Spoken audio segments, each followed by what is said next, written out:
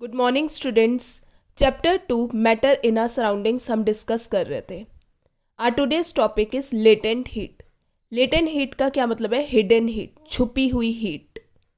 Normally जब हम heat देते हैं किसी भी सब्सटेंस को तो उसका टेम्परेचर राइज हो जाता है, लेकिन ऐसा जब नहीं होता जब किसी भी सब्सटेंस का स्टेट चेंज हो रहा हो, यानी solid to liquid, liquid to gas. तब ऐसा नहीं होता कि टेम्परेचर राइज कर जाए, क्योंकि जब हम हीट किसी भी सब्सटेंस को देते हैं ताकि उसका फिजिकल स्टेट चेंज हो जाए, तो वहाँ पे टेम्परेचर चेंज नहीं होता उस सब्सटेंस का। तो ये जो हीट एनर्जी जो हम सप्लाई कर रहे हैं ताकि सब्सटेंस का स्टेट चेंज हो जाए, उसे हम क्या कहते हैं? Latent heat. लेटेंट हीट की वजह से टेम्परेचर राइज नहीं होता। The word latent means hidden. It is called latent heat क्योंकि वो छुपी हुई है उस सब्सटेंस में, जिसकी वजह से सब्सटेंस का स्टेट चेंज हो रहा है, लेकिन अपनी प्रेजेंस शो नहीं कर रही वो बाय रेजिंग द टेम्परेचर। तो इसलिए उसे छुपी हुई हीट कहा गया है।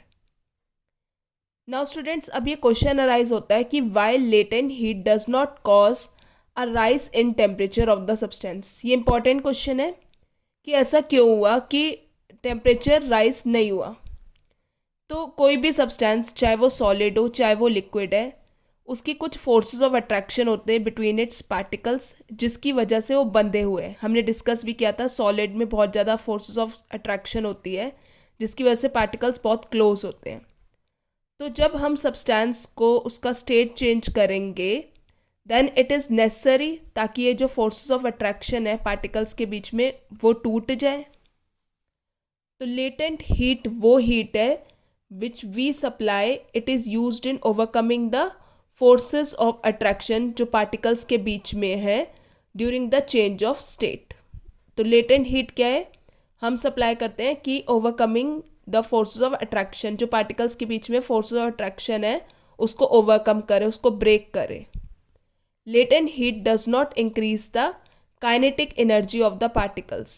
latent heat increase नहीं करती kinetic energy particles की, जिसकी वजह से there is no increase in kinetic energy of the particles. तो जो टेम्परेचर जो है सब्सटेंस का वो राइज नहीं होता during the change of state. तो ये रीज़न है कि जो टेम्परेचर रेज नहीं होता, latent heat does not cause a rise in temperature during the change of state. Latent heat दो तरह की होती है, latent heat of fusion and latent heat of vaporization. सबसे पहले हम डिस्कस करते हैं लेटेंट हीट ऑफ फ्यूजन क्या होती है। नाउ स्टूडेंट्स, ये हम डायग्रामेटिकली यहाँ पे देख सकते हैं। ये हमारा एक बीकर है, उसमें क्रश्ड आइस है। हमने यहाँ पे थर्मामीटर लगाया है, यहाँ क्लैंप से इसे वो करा हुआ है, और नीचे यहाँ बर्नर लगाया हुआ है। ये हमारा स्टरर है।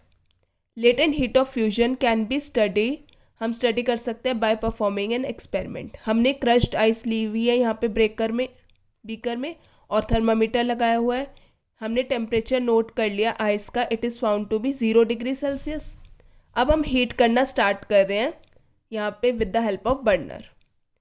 हीट करने पे हम क्या करेंगे, आइस जो है वो मेल्ट करने लग जाएगी। यहाँ पे with the help of thermometer हम नोट करेंगे यहाँ पे टू फॉर्म वाटर। हम साथ साथ रिकॉर्ड करते रहेंगे temperature of melting ice on the thermometer every minute. जैसे ही हम हीट देते रहेंगे मोर आइस मेल्ट कर जाएगी और वाटर फॉर्म करेगी, लेकिन हमने देखा कि जो थर्मामीटर की रीडिंग है वो कांस्टेंट रही एट 0 डिग्री सेल्सियस। ऐसा बहुत देर तक होता रहा, even a little of ice in the beaker, the temperature does not rise, और वो कांस्टेंट ही रहा है 0 degree Celsius.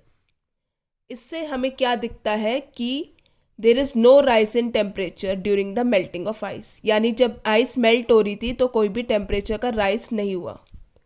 It is only when, जब सारी जो आइस जो है वो पूरी तरीके से मेल्ट हो गई, तब टेम्परेचर जो है वाटर का वो राइज हुआ फर्दर ऑन हीटिंग। तो जो हीट जो जा रही थी आइस में और टेम्परेचर नहीं बढ़ा रही थी, वो एनर्जी वो किसके लिए यूज़ हुई? To change the state of ice from solid to liquid. और इसे हम क्या कहते हैं? Latent heat of fusion of ice. वो छुपी हुई हीट जिसकी वजह से टेम्परेचर राइज नहीं हुआ, लेकिन चेंज ऑफ स्टेट हो गया from solid to liquid, ice जो है वो लिक्विड में चेंज हो गई, तो उस हीट को हम क्या कहते हैं, latent heat of fusion of ice. Latent heat of fusion of a substance of a solid, वो क्वांटिटी है हीट की इन जूल्स। जूल क्या है, यूनिट है। Required to convert 1 kilogram of the solid उसके मेल्टिंग पॉइंट में to liquid without any change in temperature.